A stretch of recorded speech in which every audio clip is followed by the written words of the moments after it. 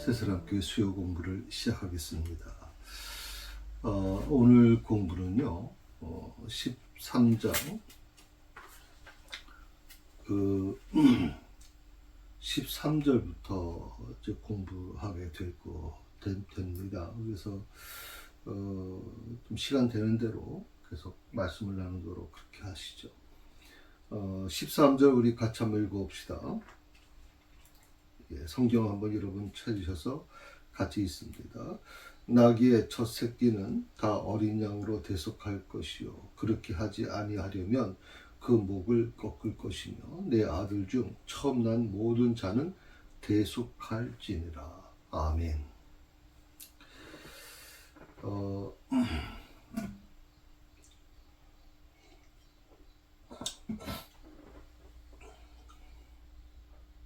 나귀의 첫 새끼는 다 어린 양으로 대속해라. 쉽게 이걸 좀 풀어서 말씀을 드리면, 그러니까 나귀의 첫 새끼는 다 제물로 드리라는 거죠.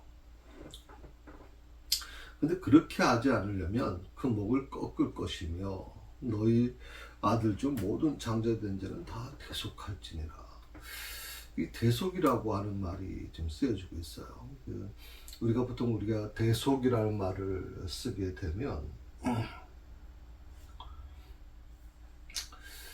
보통 우리가 예수님에 대한 부분, 예수님의 그 십자가 사건을 기억하지 않습니까? 이제 오늘 이 출애굽기서에 있는 13장에서 놀랍게도 이 대속에 대한 얘기가 나와요. 이 대속은 굉장히 중요한 의미입니다.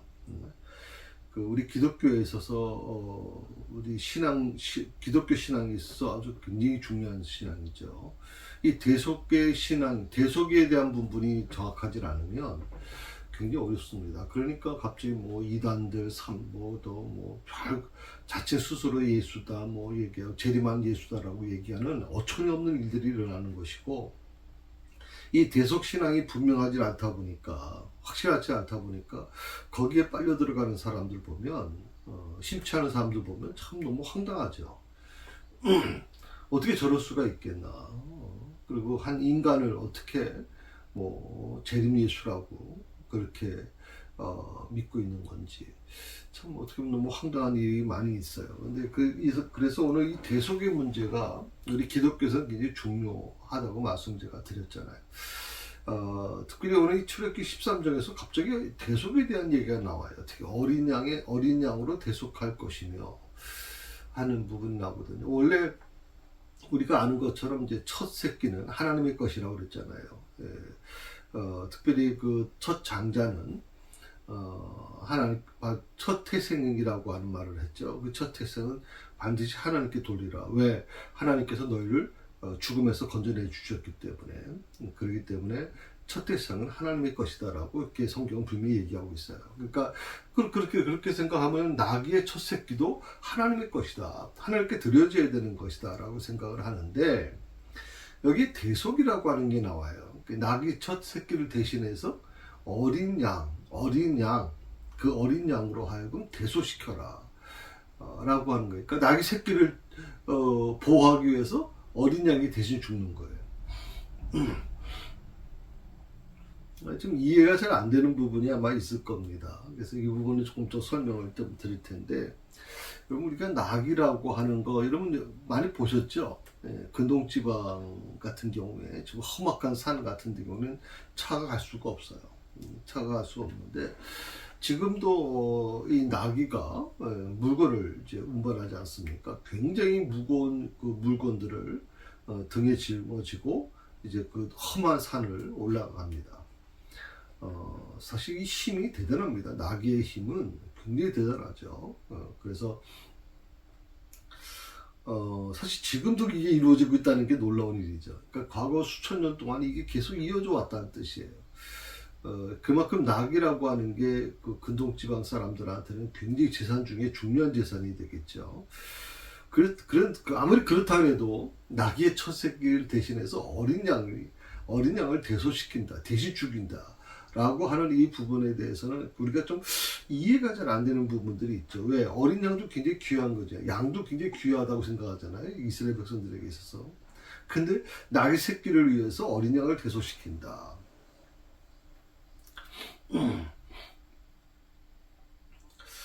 왜 그 낙의 첫 새끼 대신해서 어린 양을 대속시키느냐? 낙의 첫 새끼는 제물로 드릴 수가 없어요. 왜냐하면 낙의 첫 새끼는 낙이는 쉽게 말하면 이제 나중에 제정된 그 의식법을 보게 되면 정결치 못한 짐승이라 그렇게 얘기를 해요. 나귀가 정결치 못한 짐승. 양은 뭐 우리가 아는 것처럼 정결한 짐승이죠. 그런데 나귀는 정결한 짐승이 못 돼요. 바로 이 부분 때문에 낙의 첫 새끼가 나면 그건 하나님의 것인데 그 새끼는 정결하지 못하기 때문에, 다시 말해 정결치 못한 짐승이기 때문에 제물로 드릴 수가 없다. 그 부분에 대한 얘기예요. 그래서 낙의 첫 새끼를 합법적으로 좀 사용하기 위해서는 어린 양으로 대속할 수밖에 없었다라고 얘기하는 겁니다. 결국 이것이 결국에는 그 신약 시대에 와서는 예수 그리스도의 그 대속의 은혜를 예시하는 것이다라고 그렇게 말을 하기도 합니다. 예수님의 그 대속, 십자가의 그 대속의 은혜. 이것이 바로 놀랍게도 출애굽 사건에 수천 전에 일어났던 그 출애굽 사건에 이미 있었던 얘기예요. 대속이라는 게. 이 놀라운 일인 거죠. 그래서 이 구약 성경과 신약 성경이 분리된 게 아니라고 말씀 제가 드렸잖아요. 구약 성경은 뭐라 그랬어요? 예수님이 오기 전에 그 예수님이 오실 것을 예언한 것이 바로 구약이라면, 예수님이 오셨다라고 하는 것이고, 그 예수님이 어떻게 하나님의 그 사역을 감당해 나가시는가를 기록한 것이 바로 신약이에요. 그리고 예수님이 다시 오실 것이라고 그렇게 예언한 책이 바로 요한계시록에 있는 말씀이죠. 자, 그렇게 되면 이 대속이라고 하는 부분이, 우리 대속이라고 하면 꼭 예수 그리스도, 예수님에 대한 대속, 십자가만을 생각을 했는데, 놀랍게도 이 대속이 낙의 첫 새끼를 대신한 어린 양의 죽음을 얘기한단 말이죠. 그리고 이 대속하지 않을 경우에 어떻게 해야 되느냐? 대속하지 않게 되면 낙의 첫 새끼는 목을 꺾어야 된다. 목을 꺾는다는 것은 죽이라고 하는 거죠. 죽이는데 제물로 죽여지는 게 아니라 정결한 마음으로, 정결한 의식으로 이루어지는 게 아니라 목을 꺾어버리는 거예요.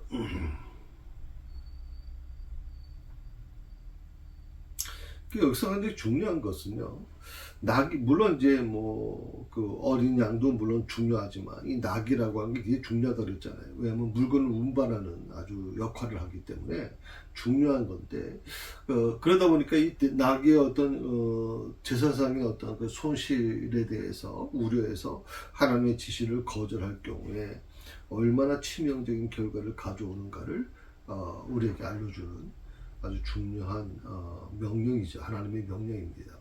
목을 꺾어라.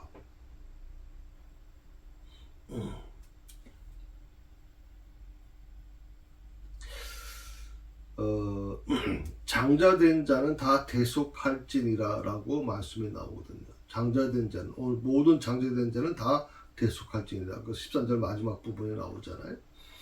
너희 아들 중에 모든 장자된 자, 처음 된 자는 다 대속해야 된다. 근데 오늘 이 말씀을 우리가 생각해 보면, 그럼 처음 난 남자는 다 처음 난 남자 아들은 제물로 바쳐야 되느냐? 이걸 제물이라고 얘기하니까 좀 거북하죠. 우리는 제물이라고 하는 개념이 없으니까. 근데 이거를 우리 그 한국 기독교 안에도 아주 깊이 들어와 있어요. 그게 뭡니까? 첫 아들은 하나님께 드려야 된다. 그래가지고 보통 본인이 원치도 않는데 엄마의 소원이야. 그래가지고 신학교로 보내는 소원 기도하는 거죠.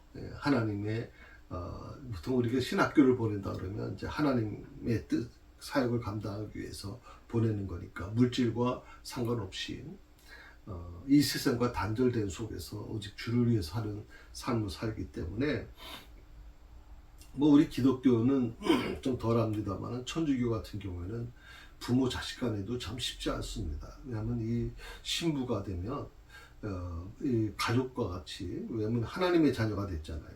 예. 그러니까 가족에 대한 부분이 그렇게 밀접하게 이루어질 수가 없죠. 예. 그래서 장자된 자는 다 대속할지니라. 처음 난 남자는 아들은 다 제물로 드리라는 건데, 사람을 제물로 바친다라고 하는 건 우리 성경에서는 있을 수 없는 거예요. 하나님께서는 절대 인신 공양을 허락도 안 하셨고, 그거는 아주 심각하게 받아들였거든요. 해서는 안 되는 것으로 얘기했잖아요. 그건 이방 종교에서는 했어요. 가나안에도 그렇고, 또 뭐 그 주변에 그런 어떤 그 이방 족속들은 이제 인신 공양을 했습니다. 예를 들어서 뭐 비가 너무 안 온다거나 나라가 아주 기울었을 때 왕의 아들을 인신공양을 해서 신의 노임을 좀 누그러뜨린다. 이제 그런 과정들이 블레셋에서도 있었고 다른 어떤 이방 종교에서도 심시치 않게 있었던 거 사실이에요. 사람을 제물로 바친다는 거. 그러니까 우리가 이 말씀을 이제 그 자체로만 이해하다면 장자된 자는 다 대속하라 그러니까 그러면 저 첫 아들은 다 제물로 바쳐야 되는 거 아니야? 라고 그래가지고 아주 믿음이 좋으셨던 권사님이나 믿음이 좋으셨던 분들은, 집사님 같은 분들은 하나님, 내 첫 아들은 정말 하나님께 바치고 싶습니다. 이 바친다라고 하는 거 아까 말씀드린 것처럼 신학교에 보낸다는 거예요. 목사가 되게 하겠습니다.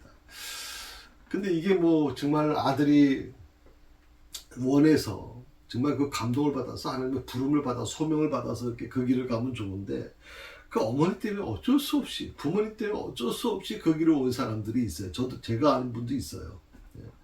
목사님 아드님인데 이분은 본인은 가고 싶지 않은 거예요. 본인은 이 길이 아니라고 생각을 한 거죠. 근데 그 부모님이 하나님 앞에 소원한 것이기 때문에 내 아들이 첫 아들 장남이 주의 길을 갔으면 좋겠다. 그래가지고 신학교를 지원하게 돼서 그 신학대학 4년을 같이 공부해서 장신대에서 참 운동도 잘하고 뭐 능력도 많은 친구입니다. 그런데 어느 순간에 보니까 학교에서 사라졌어요. 그래서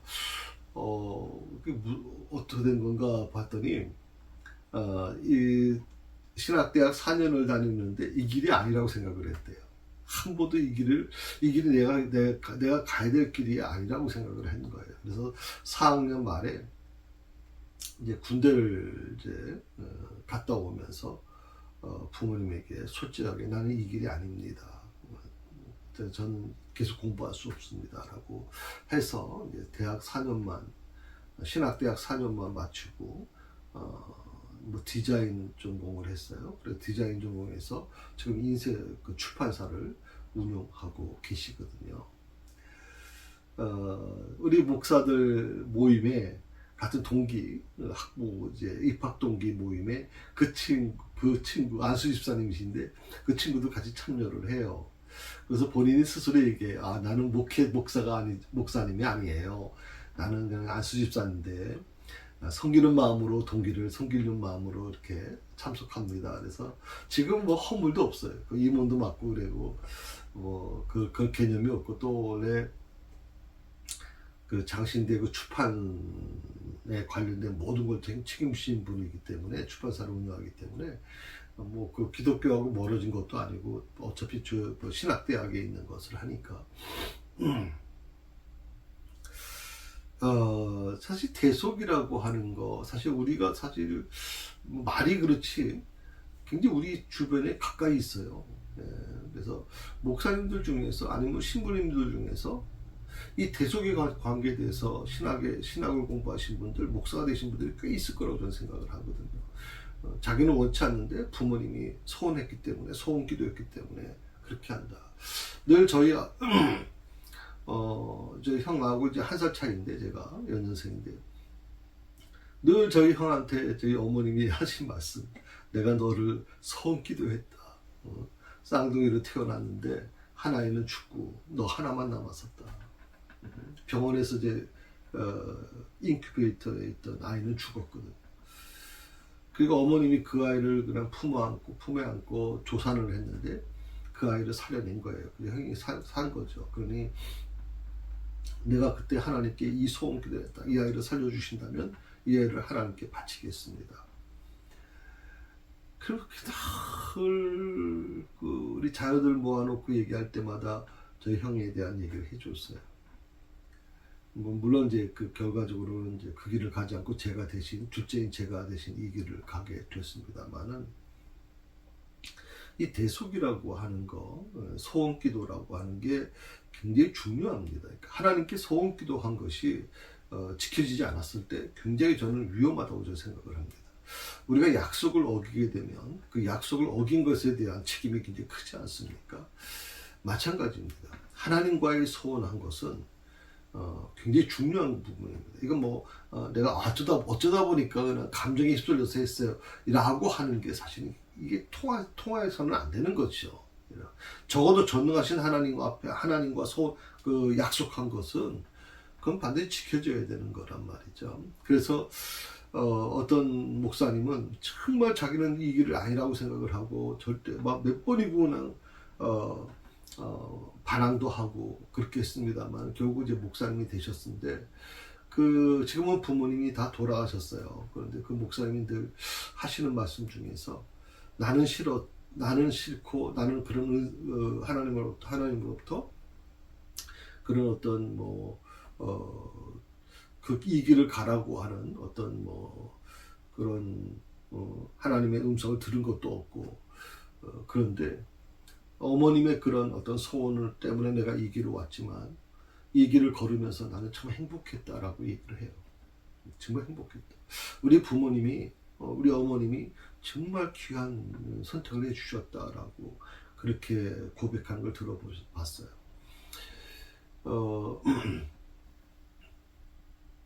때로는 굉장히 과거에 열악했잖아요. 사는 게 정말 열악했잖아요.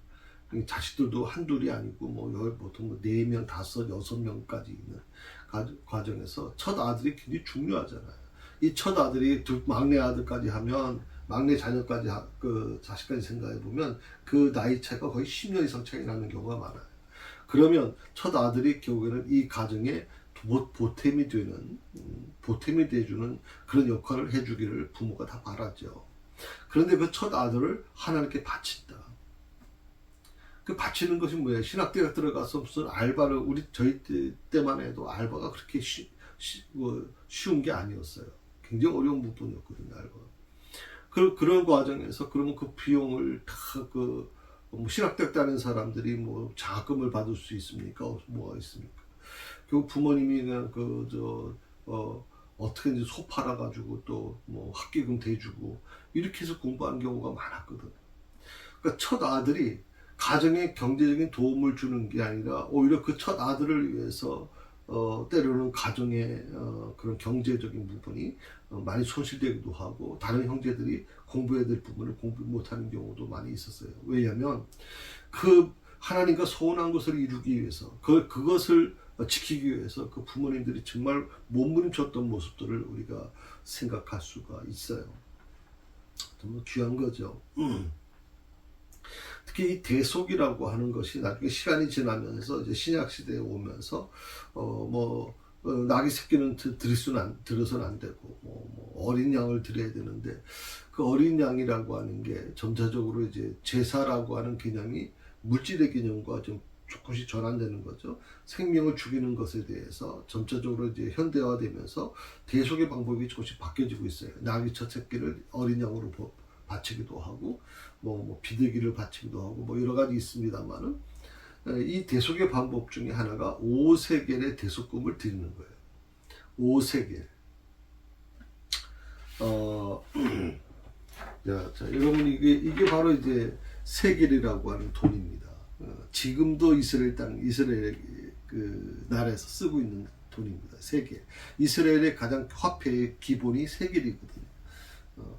그래서 우리가 원, 달러, 이렇게 하는 것처럼, 엔, 화, 이런 것처럼 이스라엘은 이 세겔이 기본 화폐의 단위입니다. 이 세겔이 여러분 보시게 되면 이제 한 원세겔, 그러니까 1세겔은 얼마 정도 우리가 생각을 하냐면 한 10만 원 정도로 이제 계산하면 30만 원 정도 된다. 5세겔은 10만 원으로 계산을 하게 되면 한 150만 원 된다. 그러니까 5세겔을 그러니까 대속하는 방법 중에 하나가 이제 세겔을 돈을 들이는 건데 돈이 5세겔이라고 그랬잖아요. 5세겔이 현재 가치로 생각하면 약 한 150만 원 정도. 뭐 대충 계산해서 150만 원 정도 대속금이 된다. 150만 원을 내면 어린 양을 대신 드리는 것처럼 대속이 될 수 있다. 라고 하는 겁니다.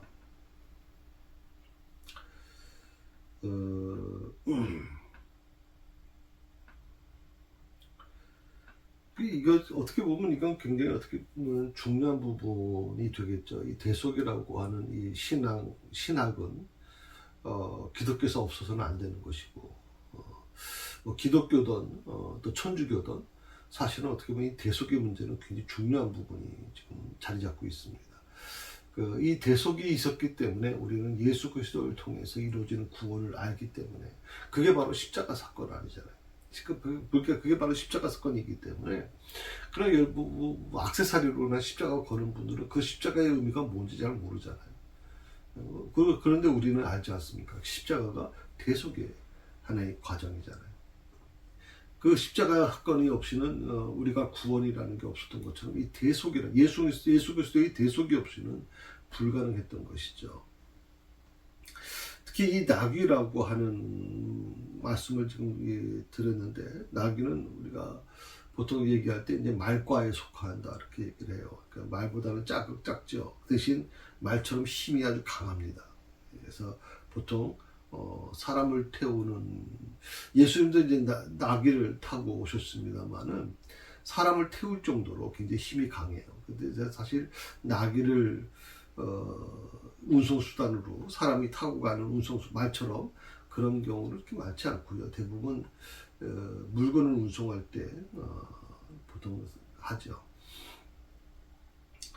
이 나귀가 왜 제물로 드릴 수 없느냐? 나귀가 제물로 드리면 문제가 없잖아요. 그러니까 뭐 우리가 제물로 드리는데 뭐 이렇게 따집니까? 그냥 나귀 첫 새끼를 그냥 드리면 되잖아요.라고 얘기하는데 나귀 첫 새끼를 아까 뭐라고 말씀하셨냐면 이건 정결치 못한 짐승이다라고 얘기했어요. 정결치 못한. 그 정결한 후대에 이제 제사법이 나오는데 제정되죠. 제사법이 제정되는데 거기에 보면 뭐는 드리고 뭐는 드리지 말고 하는 과정이 나와요. 거기에 비닐이 있는 것과 비닐이 없는 것. 비닐이 없는 것은 드려서는 안 된다. 비닐이 없는 것은 정결하지 못하다. 굽이 갈라지지 않는 것은 정결치 않다. 예, 그렇게 얘기해요. 굽이 갈라지지 않는 것은 절대 드리면 안 된다. 보통 우리가 이제 비늘이 없다고 생각하면 우리가 요즘에 잘 먹는 장어라든지 또 맥이라든지 뭐 이런 것들은 이제 비늘이 없지 않습니까? 그러니까 특히 근동 지방에 있는 사람들, 이슬람 같은 경우에도 이제 이 구약 성경 중에서 모세오경을 믿기 때문에 비늘이 없는 것들은 안 먹죠. 그 사람들은 절대. 특히 양은 굽이 갈라져 있어요.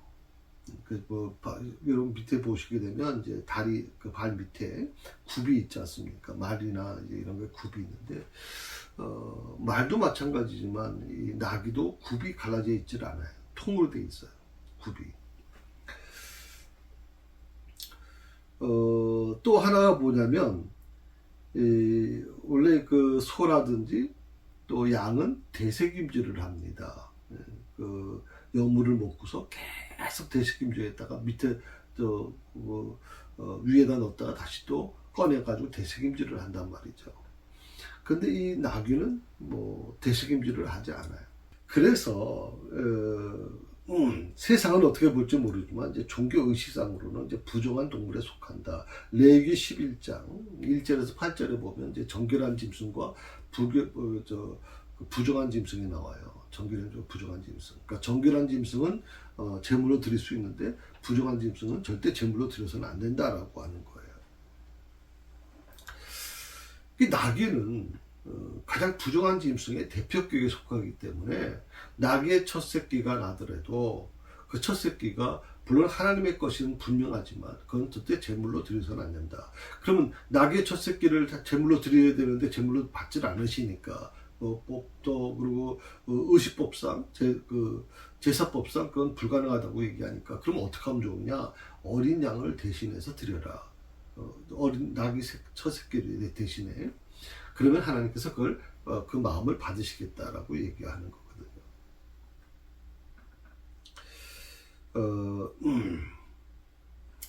사실 이 말씀은요, 이게 성경의 대속 사상인데 도무지 하나님 앞에 정결할 수 없는 죄인들임에도 불구하고 속량될 수 있었던 게 뭐냐? 우리가 구원받을 수 있는 이유가 뭐냐? 우리 죄가 탕감받을 수 있는 이유가 뭐냐? 우리의 이 부족한 내가 하나님 앞에 나가서 우리가 뭐 예물을 드렸을 때 그 예물을 하나님 받으시는 이유가 뭐냐? 그건 바로 어린 양 대신 예수 그리스도의 피 때문이라는 사실을 성경은 얘기합니다.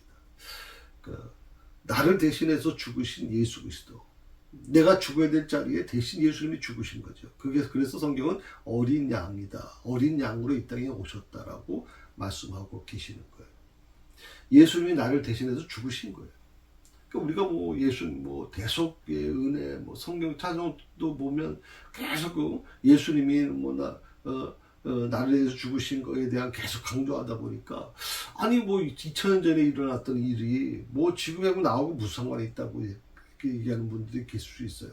그런데 꼭 기억하셔야 될 게 뭐냐면 예수님이 나를 위해 죽으셨다라고 하는 것은 바로 예수님이 어린 양이 되셔서 나귀 새끼를 대신해서 어린 양이 제물로 드려지는 것처럼 예수님이 그렇게 드려졌다는 거죠. 어린 양은 정결한 짐승이에요.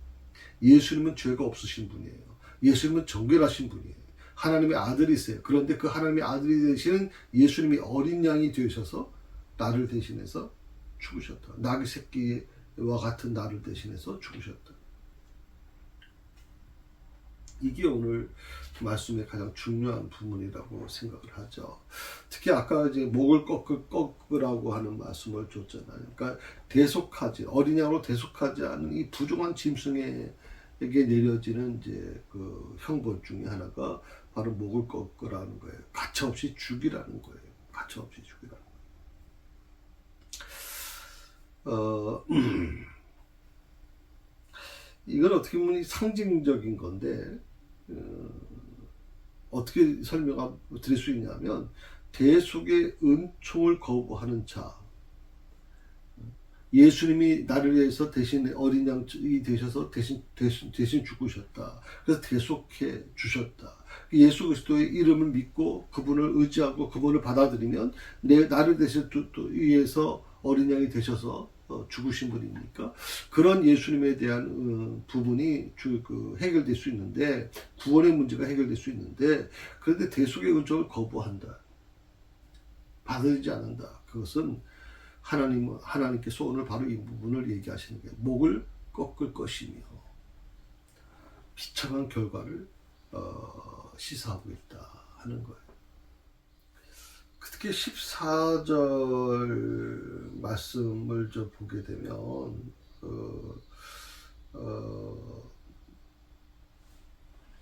한번 14절 말씀을 한번 보시겠어요? 한번 14절 같이 있습니다. 후일에 내 아들이 내게 묻기를 이것이 어찌 됨이냐 하거든 너는 그에게 이르기를 여호와께서 그의 손의 권능으로 우리를 애굽에서 곧 종되었던 집에서 인도하여 내실세. 그랬어요. 인도하여 내실세.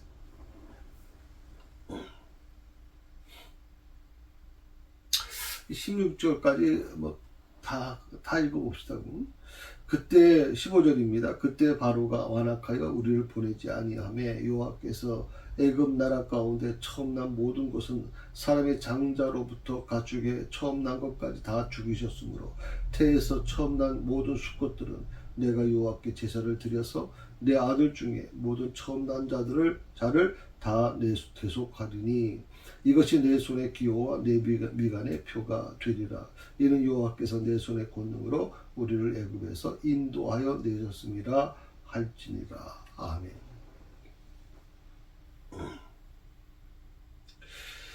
너는 그에게 이르되, 너는 그에게 이르되라고 하는 표현을 썼어요.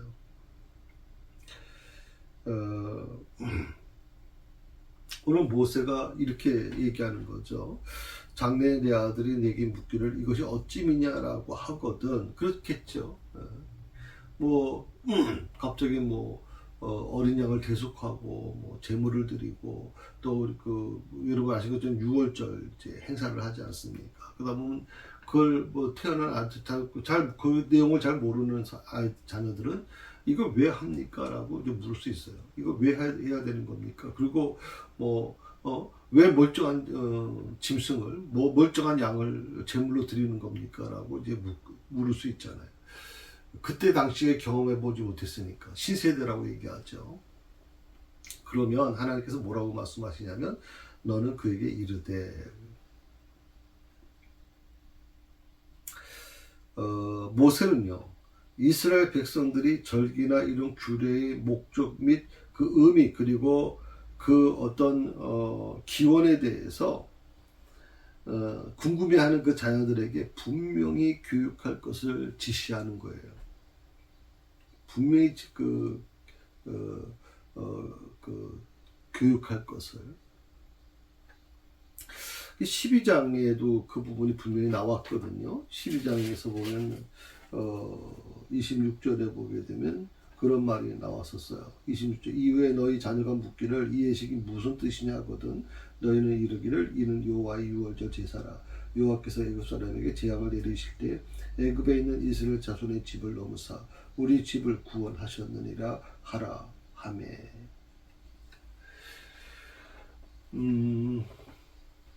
그러니까 이 절기가 왜 드려야 되는 겁니까? 이 규례의 목적이 뭡니까? 그 의미가 뭡니까? 라고 하는 그 기원에 대해서 자녀들에게 분명히 교육시켜라. 교육시켜라. 몰라도 돼. 그런 거 너희들이 알 필요 있어? 이런 개념이 아니에요, 여러분. 어릴 때부터, 글을 읽기 전부터 그렇게 시키라는 거예요. 어릴 때부터. 이것은 굉장히 좀 중요한 부분이라 생각해요.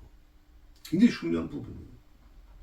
그럼에도 불구하고 나이가 들고 이제 문화 속에서 변화된 문화 속에 사는 아이들이 굉장히 혼란스러울 수 있잖아요.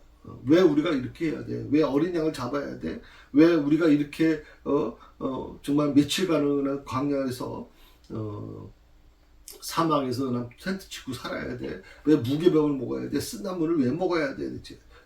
왜 이걸 수천 년 전에 일어났던 일을 왜 우리가 해야 됩니까? 라고 물어보면 그것을 놀랍게도요 모세는 분명히 얘기하는 거예요.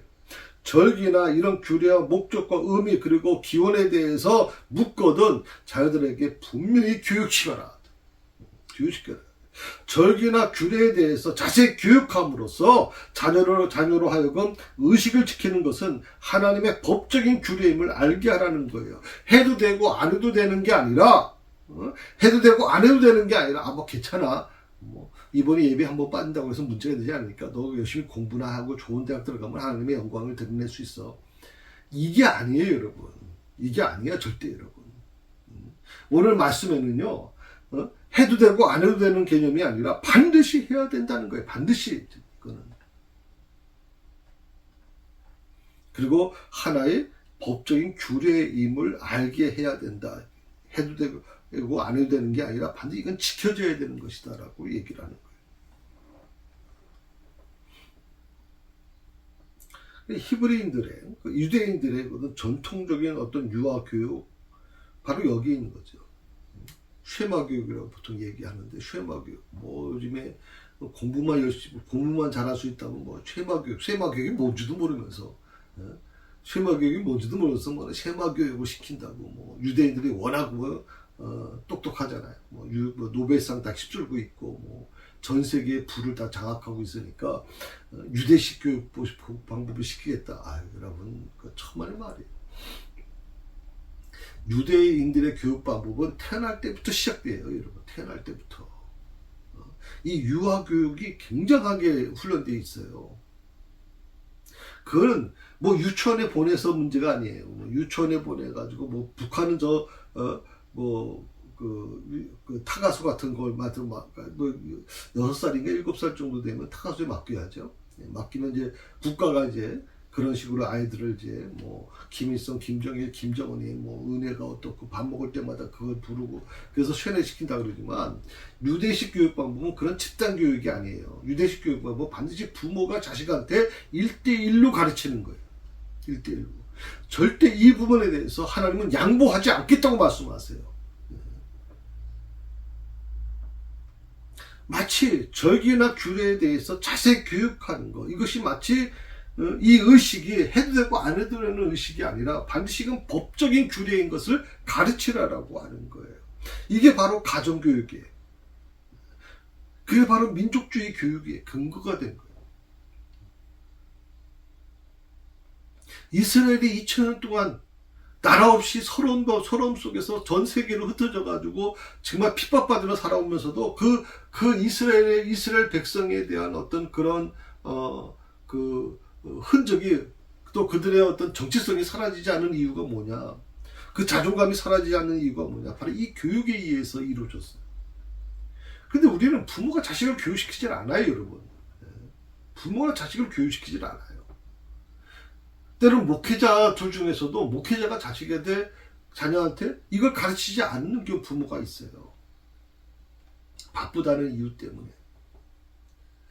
제가 한번 몇 주 전에 말씀을 한번 드렸습니다. 우리 그 사모가 그 독일의 그 큰아들 만나러 갔었잖아요. 한 3주간. 사실 교회를 비운다는 게 쉬운 게 아니죠. 거기엔 또 재정적인 어떤 그런 부담도 굉장히 컸어요. 물론 겨울이 다가오면서 이제 물건을 보내줘야 되기 때문에 어쩔 수 없이 간 편도 물론 있겠습니다만은 그 사모가 그 독일에 간 이유 중에 하나는 간단해요. 지난번에도 잠깐 말씀드렸습니다. 우리 큰 아들은 목사고 둘째 아들은 전도사입니다. 그들은 신학대학에서 또 대학원에서 좀 더 신학대학원 3년 또 대학원 2년 저 거의 11년을 신학만 공부한 거죠. 그럼에도 불구하고 사모가 어머니로서 거기 간 이유가 뭐냐면 그 아들들하고 적어도 한 3주간만큼은 정말 예배를 드리고 싶었다. 그 아들들에게 우리 TLC 예배에 쉐어하는 것처럼 매일마다 예배를 드리면서 그 아이의 정신 속에 그 아이의 신앙 속에서 하나님을 바로 인식하도록 하려고 하는 것이었다라고 얘기를 해요.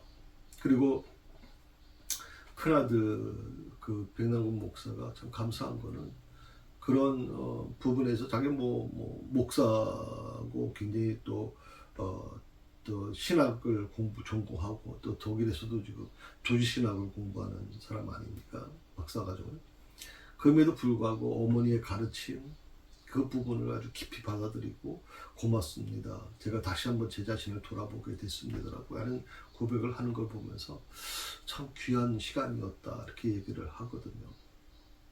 여러분 부모가 자식한테 신앙교육 시키는 건 이건 당연한 거예요. 이걸 포기하지 마세요. 제가 정말 여러분에게 부탁드리고 싶은 거는 이거 절대 포기하시면 안 돼요. 그건 하나님 앞에 범죄하는 거예요. 여러분. 하나님 앞에서. 우리에게 주신 선물도 하나님의 자녀잖아요. 내가 내 자식 몸에서 난 자식이라고 내가 마음대로 할 수 있는 게 아니잖아요. 그 아이를 하나님께서 내게 위탁시켜주는 건 맡겨주신 거니까 그 아이를 어떻게 하면 더 하나님께서 원하시는 대로 쓸 수 있게 만들어 드리는 거 그게 내 책임이라면 그 아이에게 어릴 때부터 이 신앙교육을 시키지 않는다는 것은 굉장히 좀 위험한 일이라고 생각해요. 훗날에 내 자녀가 유월절이나 무교절의 의미를 물을 때 자세히 가르치고 지키게 하라고 그렇게 하나님은 분명히 말씀하셨습니다.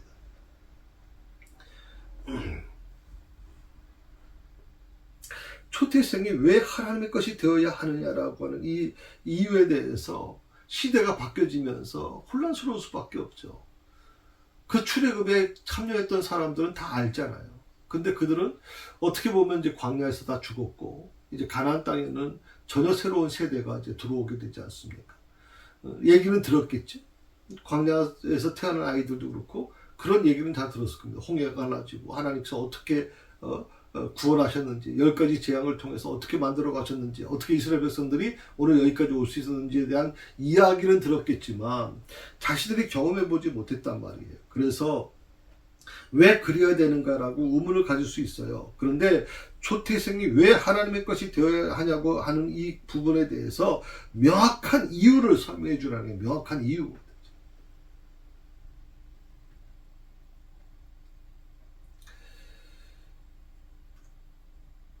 이스라엘의 모든 초대생들에 대한 소유권이 바로 하나님께 있는데 그 이유는 6월절 밤에 모든 초대생이 다 죽었는데 애굽의 초대생은 다 죽었는데 이스라엘 땅에 있는 초대생, 이스라엘 백성들의 그 초대생은 다 살았다. 첫 아들은 다 살았다. 짐승까지 저 첫 새끼가 다 살았다. 이스라엘이 평안을 유지할 수 있었다. 그렇기 때문에 하나님께서는 적어도 다 모두가 아니라 초태생만큼은 그 소유권을 정당하게 요구하실 수 있는 것이다. 그렇게 말씀하고 있는 것이죠.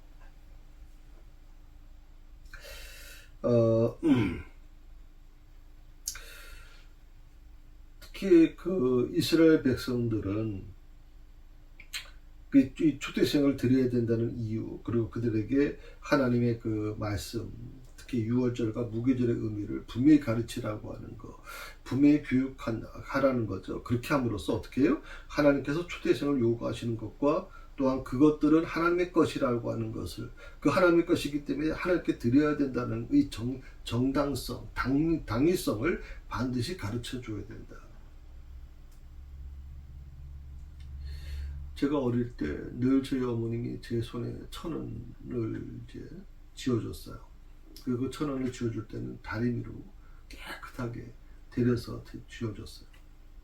그러면서 하는 말씀이 이거는 하나님의 것이야. 절대 나가서 뭘 사먹거나 그래서는 안 된다. 그래서 저는 그 헌금 1,000원 받은 것을 가지고 와서 드리는 거. 이건 하나님의 것이다라는 걸 계속 강조하셨거든요. 그러니까 우리가 신앙생활을 해나가는 과정에서 무엇이 하나님의 것이고 무엇이 내 것인가에 대한 구분이 정해지지 않으면 앞으로 지금 전혀 그런 경험을 해보지 못한 세대의 우리 자녀들은 왜 이걸 해야 되는지 이유를 잘 모르는 거죠. 모를 수밖에 없죠.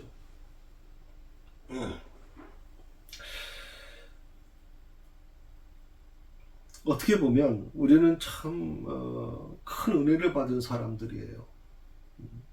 어떻게 보면 하나님께서 나 같은 사람을 그렇게 구원해 주신 것이 너무 귀하고 너무 놀라운 것이죠. 그래서 하나님께서 어떤 우리 모든 성도들, 거기에는 나도 포함되어 있죠. 이 세상의 모든 속한 자들과는 완전히 구별된 삶을 살 것을 요구하고 계십니다. 왜? 하나님의 것으로 이미 구분되어졌으니까. 초태생으로 구분되어진 것은 절대 일반 재물이 아니죠. 이 초태생은 오직 하나님의 것이라고 분명히 말씀하셨기 때문에 그것은 절대 소홀돼서도 안 되고 누구도 건드려서는 안 되는 거예요. 마찬가지로 어떻게 보면 내가 바로 그런 은혜를 경험한 자로서 이 세상에 속한 자들과는 완전히 구별된 삶을 살아야 되는데 우리가 그렇게 살지 못하는 것이 현실의 모습이에요. 이전에 모든 죄악된 모든 행실에서 떠나서 하나님의 소유된 자로서의 새로운 삶을 살도록 요구하고 계시는 게 바로 하나님께서 우리에게 요구하는 거예요. 성도 여러분, 이처럼 성도가 된다는 거, 물론 성도라는 말은 굉장히 거룩하다는 뜻이겠지만 이 성도라고 하는 요즘에 집사님, 성도라는 말 잘 안 쓰잖아요. 집사님, 권사님 이런 직분을 얘기하는데 이 성도가 된다는 것은 단지 이름만 바뀌어지는 것을 의미하는 게 아니에요. 이름만 바뀌어지는 거. 생각이 바뀌어지는 것이고 행동이 바뀌어져야 되는 거예요. 전 그래서 두려워요. 정말 두렵습니다. 제가 여러분에게 무슨 겁주는 말로 드리는 게 아니라요. 정말 저는 두려워요. 하나님의 심판이 두려워요. 하나님의 것을 내 마음대로 막 사용하고 있는 거에 대해서 여러분의 주신 자녀를, 하나님의 자녀를 여러분 마음대로, 여러분 생각대로 움직여 나가는 것이 너무 전 두려워요. 다시 말씀드리면 성도가 되는 것은 이름만 바뀌어지는 게 아니에요. 생각이 바뀌고 행동이 바뀌어져야 되는 거죠. 그래서 완전한 새 사람으로 거듭난다는 것을 의미하는 겁니다. 그래서 진정한 성도는요, 세상 사람들과 완전히 다른, 완전히 구별된 거룩한 삶을 살아가는 사람이라고 이렇게 얘기할 수 있어요. 성도. 세상 사람들과 완전히 구별되어진 거룩한 삶을 사는 사람. 그래서 요즘에 뭐 형제님, 뭐 자매님, 뭐 이런 교회에서, 아주 진보적인 교회에서 많이 좀 하는 교회도 있고, 대부분 뭐 권사님, 집사님 이렇게 사용하지만 성도라는 말을 잘 안 사용해요. 성도님. 근데 참 이건 굉장히 귀한 말이죠. 성도. 세상 사람들과는 다른 완전히 구별된 거룩한 삶을 살아가는 사람들. 그래서 성도가 되면 가장 먼저 언어가 바뀌어져야 돼요. 세 가지가 바뀌는데 첫 번째 언어가 바뀌어져요. 세상 말이 아니에요. 세상적인 언어가 아니라 하나님의 언어로 바뀌어져야 돼요. 내 입에서. 그리고 취미가 바뀌어져요. 뭐 사람마다 다 취미가 있을 수 있죠. 뭐 등산을 취미가 갖고 계신 분도 있고, 뭐 레이싱 하는 분도 있고, 뭐 게임 하시는 분도 있고, 다 있는데 그 취미가 내 하나님과의 나와의 관계를 훼손할 정도까지 돼서는 안 돼요. 그래서 목사님들 중에 이제 뭐 낚시하시는 분들이 계셨어요. 이분이 낚시에 너무 심취하다 보니까 수요 예배가 있는 걸 깜빡해버릴 거예요. 그래서 하도 안 오시니까 시간이 거의 다 했는데, 그래서 전화 드렸더니 낚시터에 있는 거예요. 낚시터. 목사님이 깜짝 놀랐죠. 근데 뭐 더 이상 그 시간에 올 수가 없는 시간이기 때문에 그냥 뭐 기도로 마치라 그래서는 개인 기도하는 시간을 가졌다 이렇게 얘기 들었거든요. 얼마나 이게 부끄러운 겁니까? 제가 취미 생활을 별로 안 가져요. 안 갖는 이유가 뭐냐면, 뭐 요즘에 그 목사님들 중에 골프를 치시는 분도 있어요. 그런데 그걸 바라보는 외부 사람들이 목사님 일행이 골프를 치는 모습을 보면 요즘에 좀 괜찮아요. 그런데 초창기에는 굉장히 부정적인 시각을 가질 수 있죠. 어떤 목사님이 볼링을 굉장히 잘 치셨고, 또 외국에서 있다 오신 분이기 때문에 볼링을 굉장히 중요하게 생각을 하고 신학생들한테도 볼링을 치라고 권유했어요. 근데 그 당시에 볼링은 좀 고급, 요즘에 볼링은 그런 게 아니지만 그때 당시에는 볼링은 굉장히 좀 고급 운동이었어요. 그러다 보니까 목사가 맨날 볼링장이나 다니고 있고, 뭐 이런 얘기가 또 나오기 시작하면서 목사님이 굉장히 괴로워하셨다는 얘기 들었거든요. 이 취미생활이라고 하는 게 필요한 건 사실이지만 이것이 목회자로서 목회하는데 안에 걸림돌이 돼서는 안 된다 하는 거예요. 그래서 여러분이 취미생활을 하시되 취미생활이 신앙까지 흔들리는 그런 취미생활이 되지 않았으면 좋겠다는 생각이 들어요.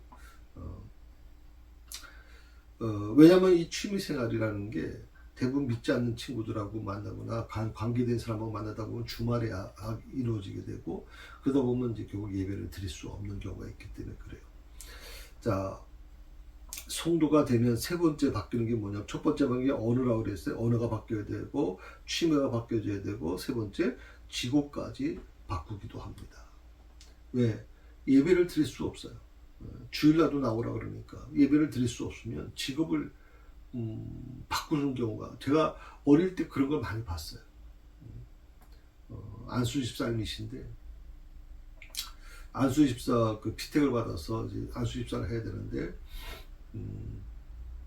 임직을 해야 되는데 주일 성수가 뭐 한 달에 2번인가 빠져요. 직업상. 그런데 그분이 생계잖아요. 먹고 사는 것 문제잖아요. 어떻게 하면 좋겠는가. 그러니까 제 아버님이 기도원에 올라가서 기도 좀 하고 내려오시라고 일주일 동안 금식기도 하시라고 해서 금식기도하고 내려오셔서, 그래 어떻게 결정하셨습니까? 그랬더니 놀랍게도 직업을 바꾸겠습니다. 그 안정된 직장에 계셨는데 과장으로 아마 계신 걸로 알고 있었는데, 근데 결국 그걸 그만두시고 자유롭게 할 수 있는 장사를 선택하셨어요. 정말 과거에는 그런 분들이 많았어요. 정말 믿음을 지키기 위해서 정말 결단을 하신 분들이 많았죠. 요즘에 여러분이 안식교, 우리 청학리가 그 안식교가 많잖아요. 안식교 여러분 보세요. 약국이나 뭐 병원이나 다 토요일 날 문 닫습니다. 사실 토요일 날 문 닫는다는 게 요즘에는 그래도 5일째가 되기 때문에 그래도 그렇다 그러지만 과거에는요. 이거 불가능한 얘기였어요, 여러분. 안식일을 지키기 위해서 그 사람들이 토요일 날 쉬어요. 또 금요일 날 일찍 문 닫잖아요. 예, 다 6시면 문 닫잖아요. 겨울이면 5시면 문 닫아야 되고. 그럼 신앙을 지키기 위해서, 믿음을 지키기 위해서 그들은 직업을 과감하게 내려놨어요. 그러니까 우리가 여러분, 기독교가 정말 무너지는 이유 중에 하나는 첫 번째가 아까 말씀드린 것처럼 자식한테 안 가르쳐요, 자녀한테. 자녀의 무슨 인권이 있다나. 그러나 여러분, 기억하셔요. 그것이 하나님께 굉장히 불충한 것이라는 거. 그 또 하나가 뭐냐면 바로 그렇게 과거에 우리 믿음의 선배들은 믿음을 지키기 위해서, 예배를 지키기 위해서 직업까지 바꿀 정도의 사람이 됐단 말이죠. 성도라는 말은 그냥 이로 불려지는 게 아니에요. 그래서 저는 요즘에 성도라는 말을 잘 안 부르는 이유도 있는 것 같아요. 이게 얼마나 무거운 단어인지 모르거든요. 언어가 바뀌어져야 되는데 교회 와서 권사인데도 불구하고 입에서는 욕이 막 나오고 뭐 남을 비난하고 정죄하는 말이 나오고 이런 것들, 뭐 취미가 바뀌어지고 또 직업까지 바뀌는 일들. 그래서 진정으로 예수님을 믿게 되면 어떻게 되느냐? 주변 사람들한테 나는 예수님을 믿는 사람입니다라고 그렇게 말을 하는 건 굉장히 중요하죠. 나는 예수 믿는 사람입니다. 그런데 그렇게 말하지 않아도 내 삶의 변화를 바라보면서 내 가족이 나를 바라보고 있는 주변의 내 지인들이 하나님께 속한 사람임을 알게 된다는 거죠. 그러면 하나님께서 내 삶을 통해, 내 변화된 삶을 통해서 영광을 받으시게 된다라고 하는 거예요. 이게 바로 굉장히 오늘 말씀이 우리에게 주는 굉장히 귀한 말씀이라고 그렇게 말씀드릴 수 있습니다. 예, 오늘 여기까지 하겠습니다. 다음 주에는 17절부터 하도록 그렇게 하겠습니다. 다음 주면 거의 마무리가 될 것 같아요. 그래서 13장 끝내고 14장으로 이제 공부하도록 그렇게 하도록 노력하겠습니다. 기도하십시다. 하나님 감사합니다. 오늘 주신 말씀 묵상하며 이 말씀대로 순종하게 해 주옵소서. 성도라는 말이 언어가 달라지고 취미가 달라지고 직업까지 바뀌어지는 놀라운 일들을 우리 믿음의 선배들은 감당했습니다. 우리도 그 일을 감당할 수 있게 하여 주시고 특별히 나에게 주신 이 자녀를 정말 말씀으로 가르치고 그들에게 정말 하나님을 사랑하는 법을 가르치는 그것에서 조금도 하나님 후퇴하지 않도록 저를 붙잡아 주옵소서. 예수님의 이름으로 기도합니다. 아멘.